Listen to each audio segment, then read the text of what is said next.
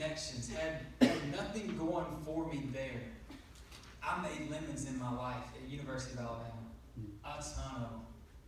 Like, my testimony is, I shouldn't be standing here right now for what I did up there. Yeah. But I moved forward.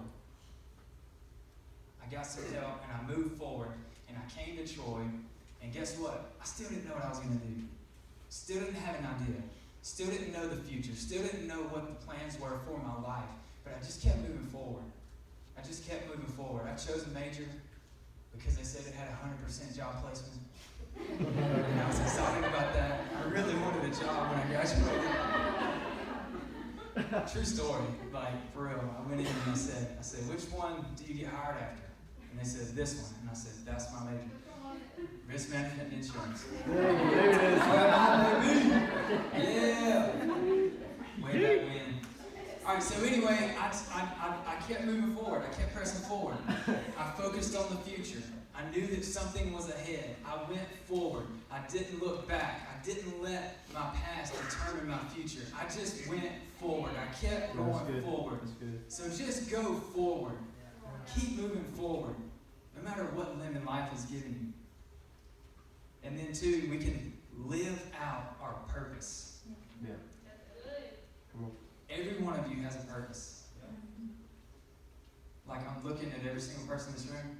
You think I'm kidding? Every single one of you have a purpose.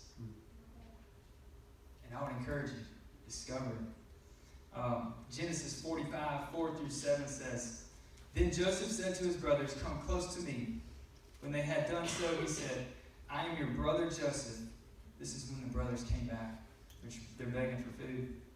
Come close to me. When they had done so, he said, I am your brother Joseph, the one you sold into Egypt. And now do not be distressed, and do not be angry with yourselves for selling me here. Look at this. This is the purpose statement.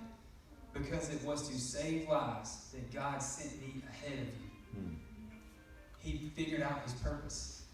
He knew that there were the lemons of being sold into slavery, the lemons of going to jail, the lemons of all the things and the trials and whatever he faced, got him to the point to where he was so that God could use him in that moment.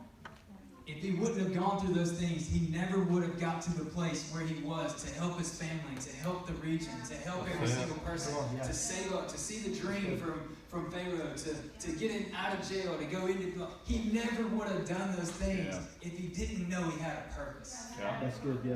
You got to have a purpose in life. You got to. It's paramount. So I want to tell you how to do that. Romans 8:28 says, And we know that in all things God works for the good of those who love him, who have been called according to his purpose. How can you find your purpose?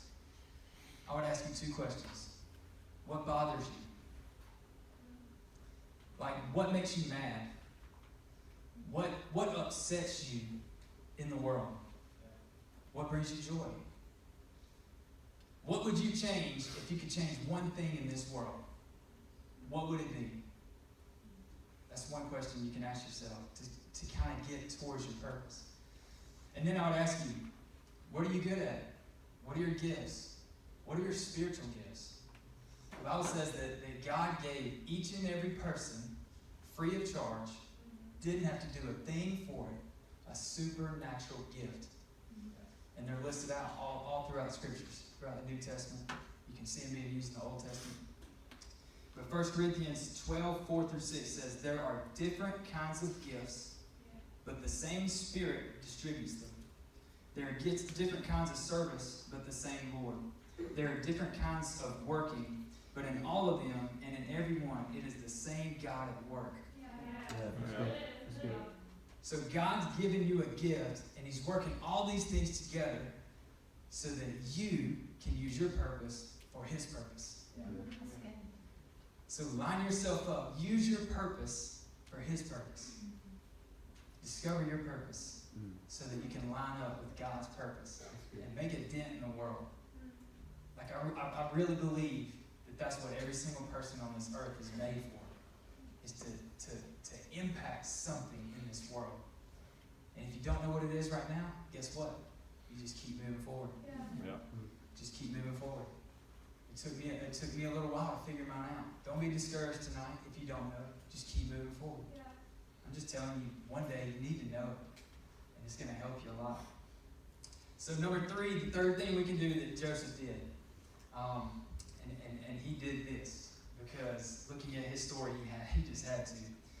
You got to trust God. That's good. Yeah.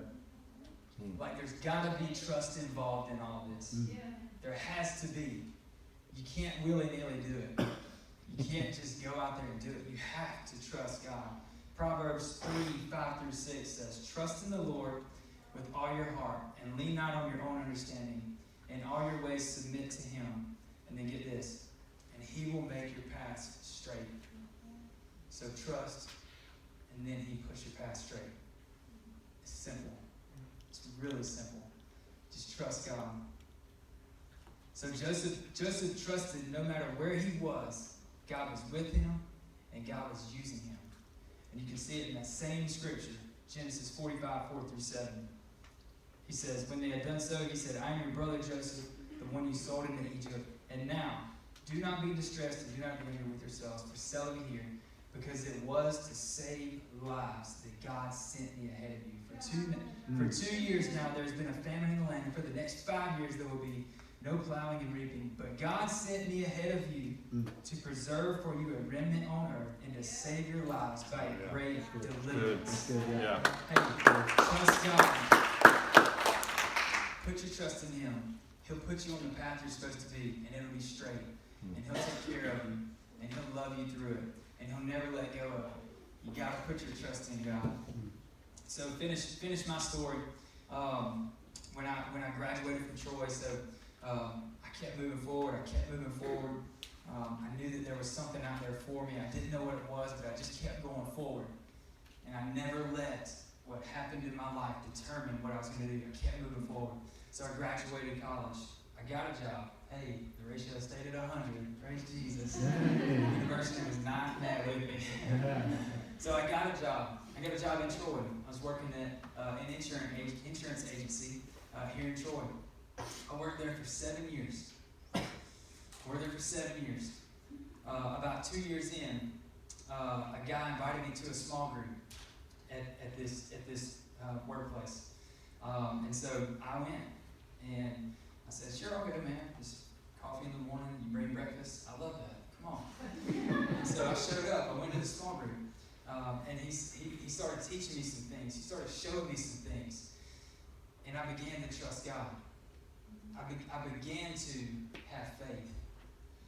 And then I started attending a church.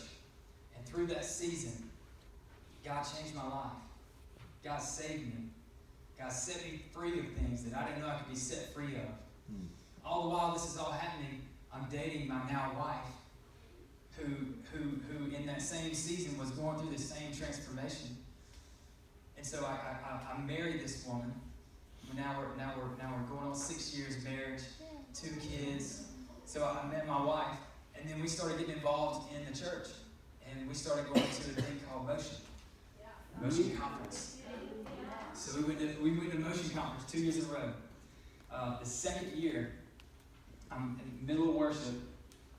God speaks to me. And He says, "I want you to do that." There's a guy on stage, and he was speaking. He was talking in front of 10,000 people. And I said, "What? You mean speak in front of people? Live?" Yeah. Alive. And he said, "Yeah." So God gave me purpose. It wasn't day 1. It wasn't day 2. But I kept pushing forward. I knew I had a purpose. I knew there was something out for me. I knew it was ahead of me. I knew that I had a purpose. And so, hey, let me tell you, if I wouldn't have had the lemons in Tuscaloosa, I wouldn't have come back here and met my wife.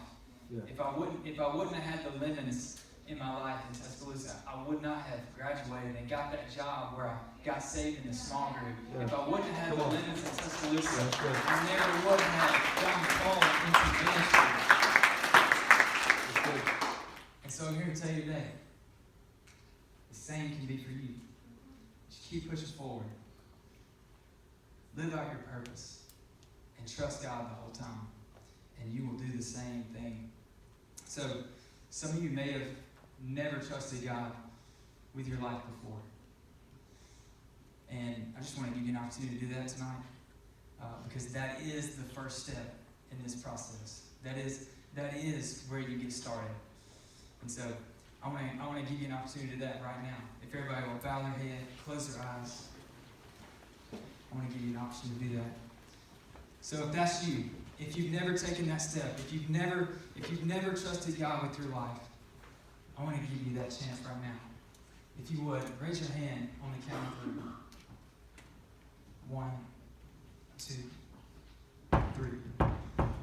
Raise it up. Raise it up high.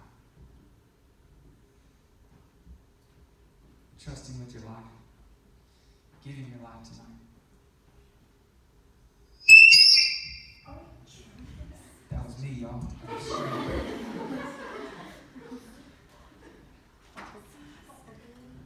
Come on, I want to pray for you.